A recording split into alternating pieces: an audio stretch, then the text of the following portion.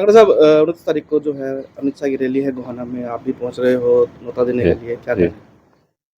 देखिए, गोहाना के अंदर हमारे हिंदुस्तान के सरदार पटेल के बाद सबसे यशस्वी और राष्ट्र के हित में फैसला लेने के लिए निर्भीक और मैं कहता हूँ जिनको बोल सकते हैं कि सच्चे राष्ट्रवादी ऐसे माननीय अमित शाह जी यहाँ पर हमारे गोहाना में पधार रहे हैं। ये हमारे लिए गौरव का विषय है कि एक ऐसे व्यक्तित्व जिन्होंने जिस धारा 370 के बारे में लोग ये कहते थे कि अगर उसको छेड़ा गया तो देश में अनार्किज़्म आ जाएगा, अराजकता आ जाएगी।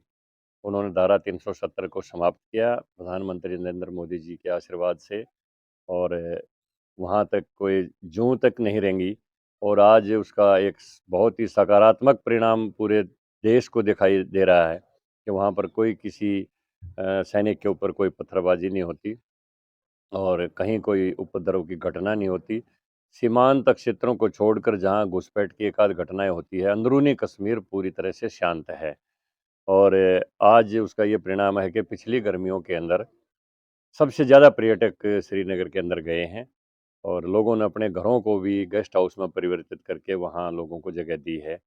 तो ऐसे हमारे माननीय गृह मंत्री जी, जो पूरे देश की आंतरिक सुरक्षा के लिए सजग प्रहरी के रूप में काम करते हैं, वो हमारे गोहाना में आए हैं, हमारे लिए गौरव का विषय है। मैं उसी तैयारी के लिए आया हूँ, मेरे ऊपर विशेष आशीर्वाद उनका हमेशा रहता है और मैं समझता हूँ आज मैंने जो पूर्व सरपंच और मौजूदा सरपंच और पार्टी के मुख्य कार्यकर्ताओं की मीटिंग रेस्ट हाउस में ली है और तकरीबन 250-300 वहाँ पर कार्यकर्ता लगभग थे। तो सभी ने भारी जोश-खरोश के साथ आने का आश्वासन दिया है।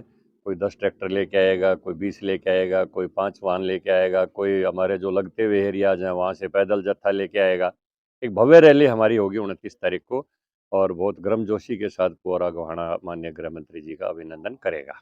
गोहाना राजनीति का गढ़ रहा है और क्या लगता है आपकी बार कोई बड़ी सौगात दे सकते हैं? 2000 चुनाव भी 24 के चुनाव भी नज़दीक हैं। देखिए, जहाँ तक विकास की बात है, वो तो वैसे भी गोहाना में कोई कमी मैं पिछले 5 साल तक यहाँ पर रहा एज़ ए प्रतिनिधि। राज्यसभा में जाने से पहले तो मुख्यमंत्री 3 बार आए यहाँ पर, काफ़ी ग्रांट यहाँ पर दे के गए, तकरीबन गाँव की समस्याओं का समाधान किया गया। फिर भी वो राज्य सरकार का विषय है और राज्य सरकार, केंद्र की सरकार में जो भी ध्यान में ले आएगी, ये मुख्यमंत्री जी के कार्यालय की तरफ से ही सारी कार्रवाई होती है। क्योंकि जहाँ पर प्रदेश की रैली हो, तो हम मुख्यमंत्री को अपनी स्थानीय समस्याएँ बताते हैं। जहाँ तक केंद्रीय गृह मंत्री आ रहे हैं, तो वो प्रदेश की तरफ से उनको पास रिक्विज़िशन को जाएगी, डिमांड जाएगी, तो अवश्य वो प्रदेश से केंद्र सरकार की तरफ से पूरी करेंगे। खट्टर साहब, किसान लगातार गन्ने के भाव को लेकर आंदोलन करते आ रहे हैं। आज मुख्यमंत्री ने 10 रुपए बढ़ाने का काम किया है। अब हरियाणा जो है देश का दूसरा राज्य ऐसा बन गया है जहाँ गन्ने का भाव सबसे ज़्यादा है। तो क्या कहना चाहेंगे?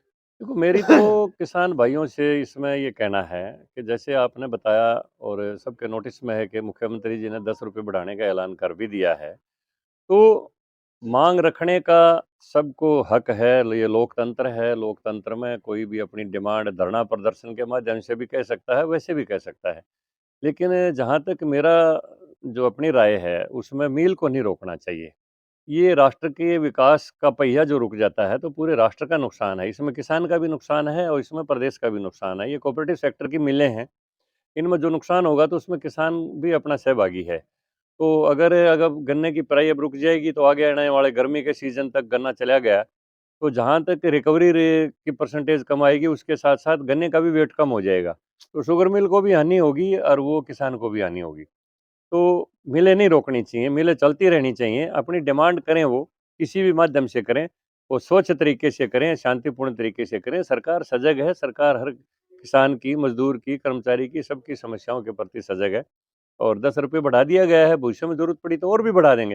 लेकिन मैं फिर भी किसानों से अपील करता हूँ कि वो पेराई को मत रोकें। ई-टेंडरिंग को लेके सरपंच जो है विरोध कर रहे हैं कि 2 लाख रुपए की जो सीमा सीमा तय वो की है, उसका विरोध ये किया तो गया है सारा पारदर्शिता लाने के लिए ही, लेकिन नई स्कीम है इसलिए ये पोर्टल वगैरह में बहुत बड़ी समस्या आ रही है।